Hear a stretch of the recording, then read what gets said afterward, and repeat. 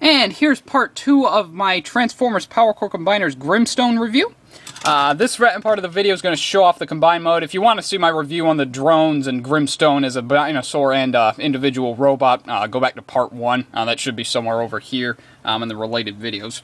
But anyway, getting this guy to combine mode. And this guy's combine mode is really, really cool. I will say that right off the bat. I do really dig this guy's combine mode. Anyway, basically what you want to do is you want to take him and you want to transform him back as if you're going back to his dinosaur mode. You want to fold up the head, and then you want to push together this chest piece, like so. That basically is how you're going to transform him back into a dinosaur mode as well. Then what you want to do that's different, though, is you want to rotate these front legs upward, like so. Then there's a tab right here, and there's a slot on the inside of his legs, which you can kind of see.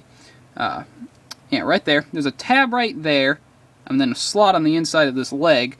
You want to rotate it, and then you want to get it to tab in like so. I do the same on this side. Rotate this around. Again, tab here, or tab there, and then slot right there.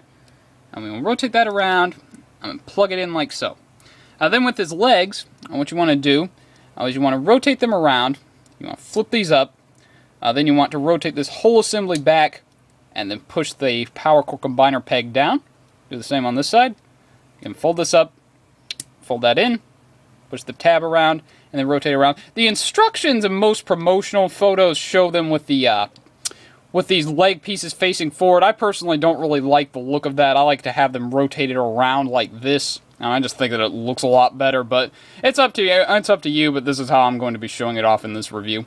Then what you want to do is you want to take this piece, and you want to pull it all the way up, and then there's a slot right here in the middle of his head, and then the piece right here that's on the end of his cap will actually rotate in to fit in that slot. And he has a very cool face sculpt. Unfortunately, you can't see a whole lot of it because it is a little bit dark, but it is a really cool face sculpt. Very primal looking, very, very dinosaur-esque. I really dig it. It's a nice face sculpt for a Powercore Combiner figure. And like a lot of people have pointed out, he does look like he's wearing a Pope hat, which is pretty cool. I mean, I really, really dig it. Anyway, then with the drones, what you want to do is first off, you want to take this guy. I prefer to do this one first because this one's among the easiest. What you want to do is you want to push it in out of the slot right here in his chest. And you want to slot that in, like so. It can take a little bit of force, but once you get it going, it should go in there just fine. And then I like to rotate the arms on this guy down, just to kind of look like it has a red circuit going all the way through it. You don't have to do that, but that's the way I like to do it, and that's the way I'm going to be showing off in this review. Then we'll do the other arm. You take the Dimetrodon, you fold the tail down, then you rotate around, and then there's the slot right here. And then just put him on the peg, like so. And then tab that in, and then fold it out. I like to fold it out all the way. A lot of people just leave it like this, but I like to fold it out all the way because I think it looks coolest. And then with the legs, what you want to do is you want to take them.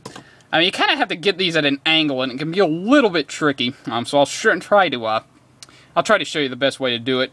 First off, you want to go ahead and flip up the head, and then you want to take it, and then you want to lay it down flat, and then just get it started, and then kind of wiggle it in until it tabs all the way in, like so. Now with this guy, right here, I like to go ahead and just transform him almost all the way, just because that peg is such a pain to get into.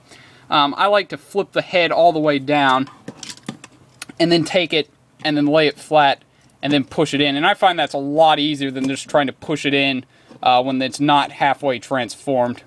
I find it's a lot easier to do it that way. And it is really, really hard to get in. It's a very tight connection. Let's see if I can do it on camera. I might have to take this off camera to do it, but we'll see. There we go. Yeah, come on. Come on. I know it can go in. It's just very, very tight. Come on.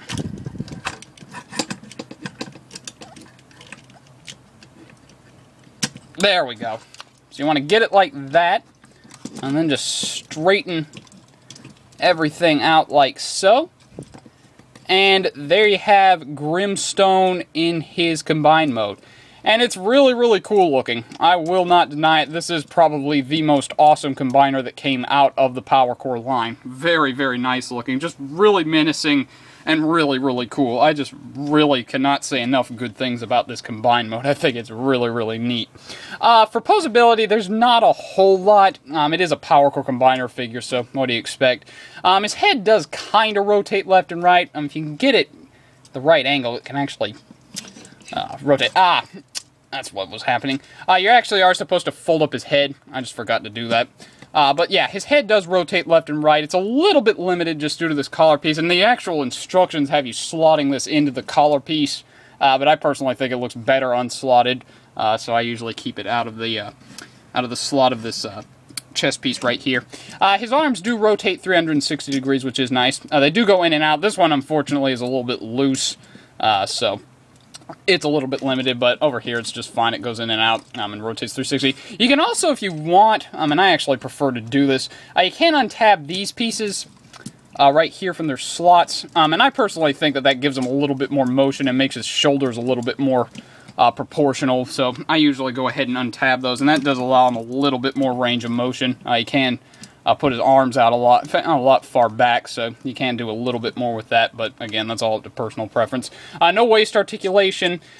His legs do go back and forth. They're basically the robot legs. They go back and forth, and they go in and out. He does rotate at the thigh. He does rotate at the knee, and he also bends at the knee. You actually are supposed to also fold this down. I forgot to do that. I just go fold back at the knee. Again, the instructions have you face these pieces forward, and that does give you a little bit more motion in the knee, but like I said, I just really don't like the look of it, so I usually keep it down. And also the feet can go up and down, but he's so sturdy that it really doesn't make a whole lot of difference either way, so I usually just keep them flat on the ground. Let's see if I can get him a little bit more positioned decently. Like I said, I took off that Autobot symbol, if you haven't been able to figure it out by now. I took off the Autobot symbol because it ended up being right there, and that looked very, very awkward, so I took it off. But anyway, for some brief size comparisons, first off, for a standard size comparison, here he is next to Revenge of the Fallen Deluxe Class Bumblebee. You can see I'd say he's about a Voyager class scale. I think that's about right. Very, very cool, though. Works really well with the Legends class figures. Looks really nice. And also, just for a comparison, next to another Powercore Combiner figure, here he is next to Powercore Huffer. So, you can see, he scales pretty decently with the other Powercore Scouts, which is nice. So yeah, overall, really, really cool. I really dig this guy.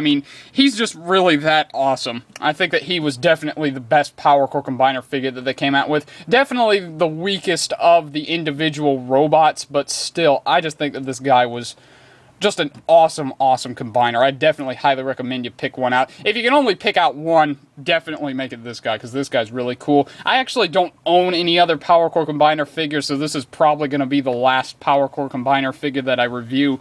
But still, what a way to end out, because this guy is just absolutely awesome. One of my favorite figures in my collection. Just very, very cool. So there you go. Part 2 of my review for Transformers Powercore Combiners Grimstone with Dinobots. Thanks for watching, and please subscribe.